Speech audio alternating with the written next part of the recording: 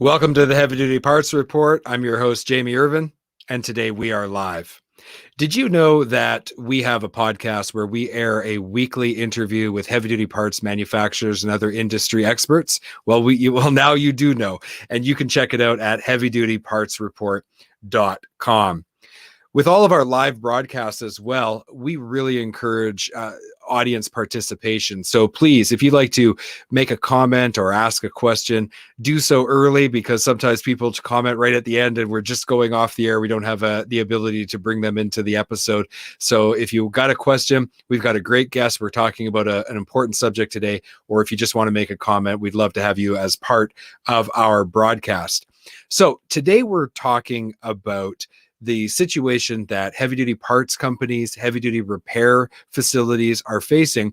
They have to accept money from their customers, and oftentimes they do so with a credit card. That incurs a lot of fees. So if you are taking credit cards, you're paying probably high fees. And our guest today is going to help us to figure out how to save big with credit card fees. So I invited Peter Brickman, who's the president at National Credit Card Processing Group, to join us today. Peter, welcome to the show. So glad that you're here today. Thank you. Thanks for having me. So before we went live, we were talking about my own business. I process credit card fees. I process credit card payments with my consulting business, and that incurs fees, and it's a high number. And that's the situation with a lot of different companies in the heavy duty parts industry. So what's the first thing that you do when you take on a new heavy duty parts company or repair facility when you're taking them through your system? So the first thing we do when we speak to a business that accepts credit cards in the heavy-duty truck parts or truck repair industry is every month these businesses get monthly statements from their processor. It shows their monthly volumes and their credit card rates and fees. On that statement, it tells me a lot about their current payment environment. Number one, their volume. Number two, what kind of cards they're taking. How much of it's card present, card not present. Those that's different rates, right? But the biggest thing that we do is our brand was built on education. I'm doing this over 21 years now.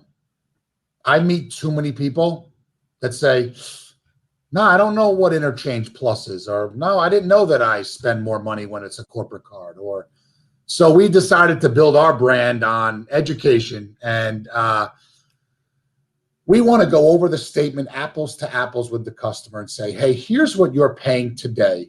Here's why your net effective rate is where it is today. Here's how we're going to lower it, and show them the exact math on their statement with an apples to apples comparison on what they'll save approximately every month. So we've been able to save, heavy duty truck parts and truck repair. It's an expensive environment, right? To fix a truck, buy a truck part. These are expensive products. You could do $100,000 a month very quickly in selling truck parts. So the fees add up. And these days, more and more people want to use their credit cards to pay because they get their rewards and they get their cash back and they get their airline miles. Well, in the truck parts industry, you could control those corporate cards, purchasing cards, and virtual cards now from just being set up on the proper B2B platform. That has made a big difference for us when now growing our niche in this industry. It's helped a lot of members, and it's been awesome to see. So let me ask you something, because there's a couple of scenarios that come to mind. So we think of a traditional heavy duty parts company or a repair shop. Maybe they've been in business, maybe it's second generation. So they started off way back when they were accepting checks, and eventually they were using the slide machine for their credit cards, all that kind of stuff. That's going back a ways. That's cool. In the next generation, all these point of sale devices came online. People are able to just hand over. They tap their card, or they put in their card and take the payment. So the technology has evolved over time. So you have that scenario. And then you've got someone like in my business where It is completely digital. We've never had a point of sale machine because we take our consulting clients' payments via credit card, just with a digital processor like Stripe or PayPal or one of those kinds of companies. So on either end, you're incurring a lot of fees. There's a cost there to your business, and what I'm kind of curious about is as you sit down, you go through the numbers, you do the apples to apples comparison. How disruptive is it to day-to-day operation to change? Because I know that I've run into that. People are like, well, if it's not going to give me a really, really big return on investment, maybe the Good hassle of question. changing is too much, right? So to walk Good us question, through Jamie. how you do that. So when you when you're accepting credit cards in your business, in the card present environment, you have credit card terminals on counters. Card not present environment, you have maybe perhaps a payment gateway like a Stripe or any sort of interface that you can log on to put credit card charges in. Well, when you sign up with us, if you have credit card terminals on your counter, we just send you brand new credit card terminals that are already programmed. You take them out of the box and you plug them in. A lot of companies like to reprogram or send out some we don't play the equipment game. We give you brand new terminals. We ship them. When you get your terminal, you call us. We walk you through plugging it in. You're switched over. On the card not present environment, before you've even gotten your terminals, you've already been trained by someone on our staff on how to use the gateway. We log in together. We run test transactions. We show you all the bells and whistles. We show you all the invoicing products. Maybe we show you all the reporting, how to reconcile for their daily volumes to the bank statements. The payment gateways do a lot today, and we have a pretty high-powered one that's very popular in the truck parts industry for the card not present environment. So to switch over, people think it's laborious and maybe disruptive. It's not. It's actually a lot of plug and play. All the building of the downloads and the POS softwares. If you have a POS system, guess what? Your POS company switches you, not us. We build what's called a VAR sheet. It's a credential sheet, has your checking account that you get your money in every day. It has anything else we need. We send it to the POS company. They actually do the change for you. So a lot of plug and play, which I think a lot of controllers and CFOs and office managers get a little worried. You're right. They get a little worried like, ooh, I don't want to disrupt something. If I'm not saving enough money, if it's not broke, don't fix it. Well, it's actually a lot easier than you think to switch your credit cards over. A lot of people do it a lot. And it is broke because the fees are so high. So let's Yeah. talk a little bit about that. So you might have a small company that's doing somewhere between 50 and 100,000 a month in credit card. You might have a much larger company that could be doing $1 million a month. Let's just take a look at that $100,000 as an example. How much in fees are the typical customer in heavy duty spending, and how much can you save them? Sure. So how it works in this industry, a lot of folks are on two different rate structures. Back when I first got in the business, everything was tiered pricing, bundled pricing. If you're on tiered pricing and bundled pricing today, you're giving away way too much money. It's not a very transparent pricing structure. Now it's changed a little bit. Interchange Plus. I call people all the time. Do you know what Interchange Plus is? They say, no. That means their processor has definitely not gone through the education portion of a sales relationship, right? Mm-hmm. Interchange Plus means Jamie and I go out to dinner. Jamie and I are paying our own bill. I'm paying with my Capital One 2% cashback credit card. Jamie's paying with his Amex Black Card. Guess what? Jamie cost the restaurant more money than me because the interchange on Jamie's Amex Black Card was higher than the Capital One card I was paying with. The interchange rates plus the processor's fee. Now, how do you lower the interchange rates? Truck parts is a predominantly B2B type industry. It's a business selling to a business. So the businesses, they like to pay with their credit cards these days because they get points and rebates. You're spending millions of dollars a year paying your vendors in credit card. You might be getting 2% cash back. That becomes real money at the end of the year. Well, we've came up with now B2B credit card processing.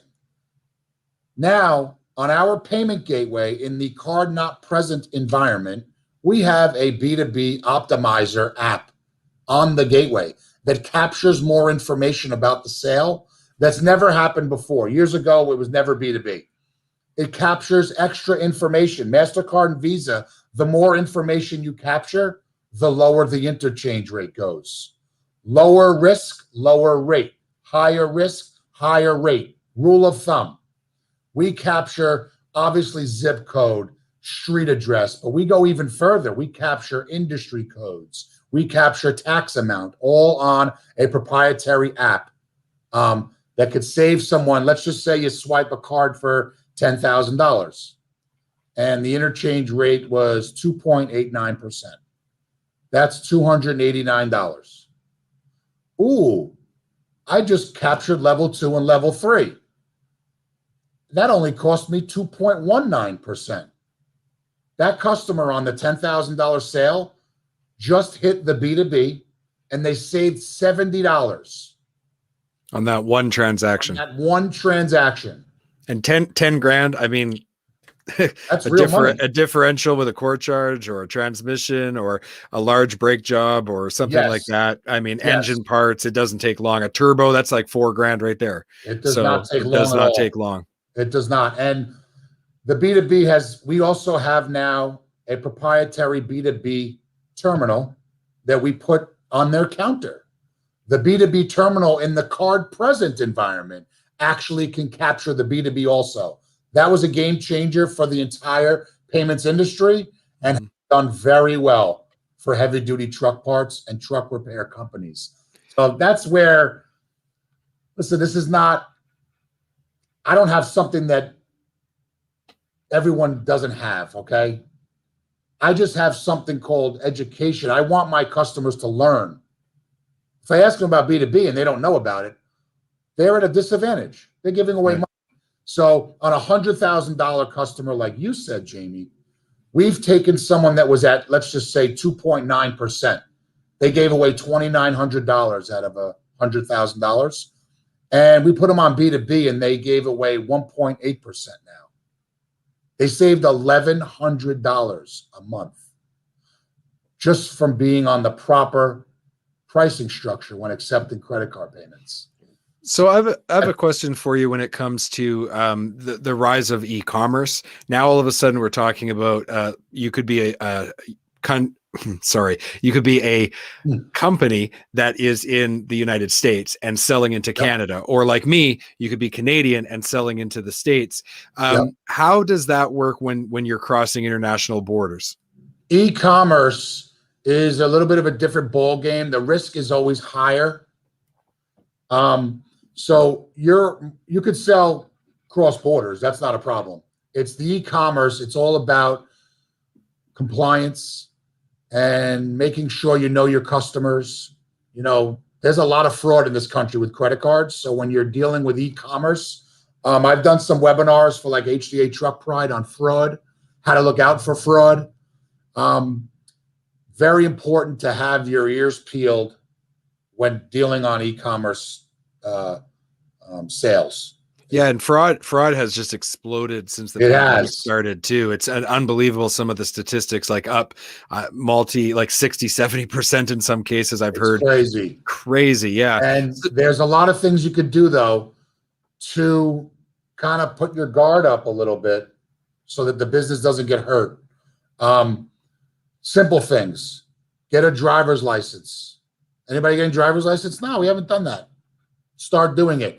If John Smith walks in your business, John Doe walks in your business and you've never seen John Doe before, or John Doe goes on your website and they're buying so much all of a sudden, unusual buying patterns. You got to pay attention. Someone doesn't care about price. Someone needs things rushed overnight. Those are all little signs like dig in a little before you ship those parts. So Makes sense. Makes sense. Certainly need to be careful. More on e-commerce than card present. Card present's great. Jamie, if I walk into your truck parts store, hi Jamie, yeah, I'm here to buy 15 brake.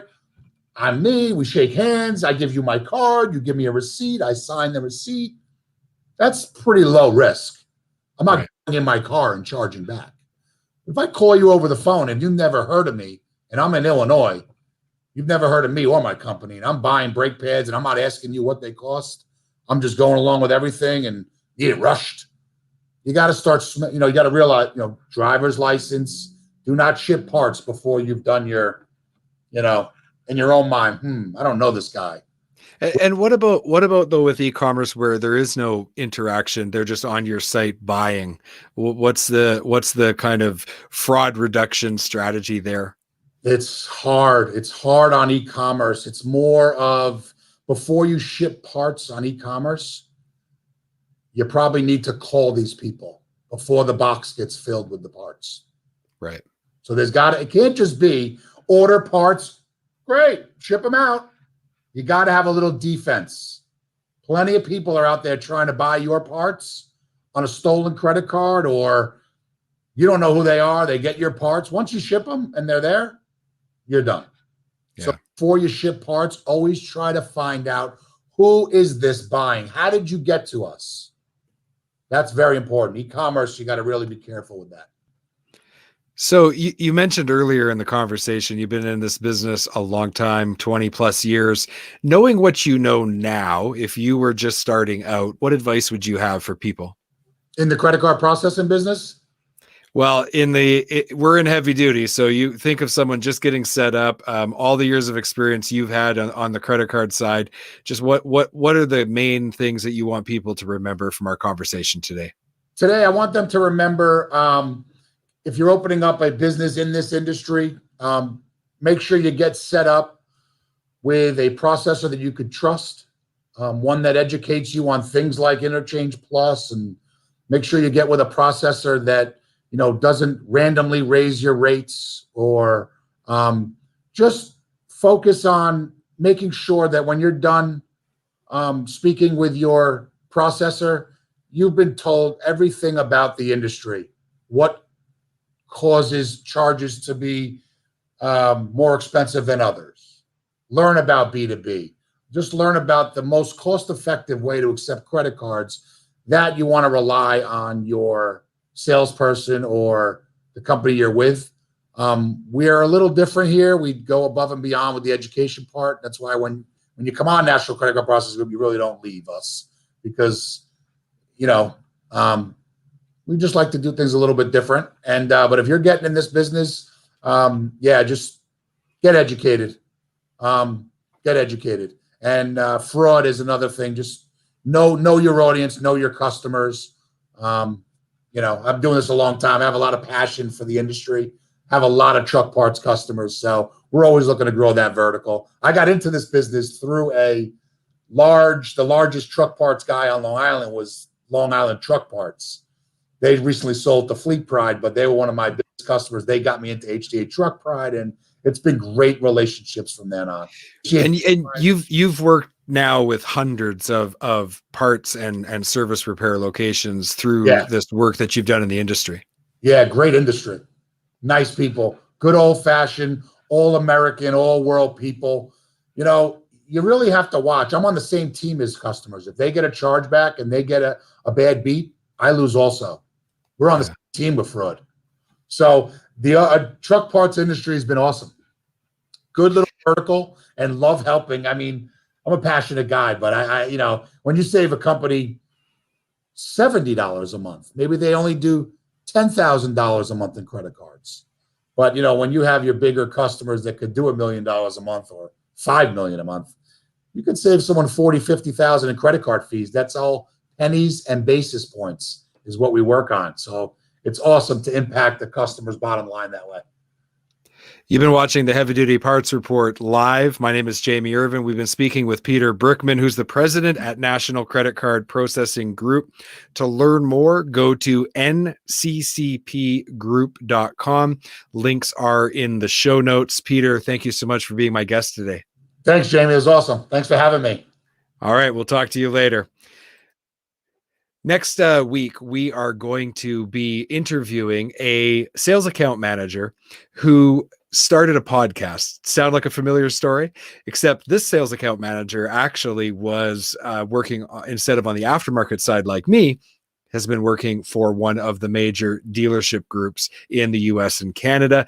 And we're going to learn all about the Transportation Exchange podcast, what they're up to over there, helping out a fellow podcaster and spreading the good word. Thank you so much for tuning in. I hope you took some value from today's conversation. Peter, awesome that you were able to educate us on how to save on credit card fees. Really appreciate that. Enjoy your weekend, and don't forget that on Monday, our next podcast episode will go live. Check it out, heavydutypartsreport.com, and we'll be live next week, 10 a.m. Mountain, 12 Eastern, like we always are. Thank you so much, and have a great weekend. Bye-bye.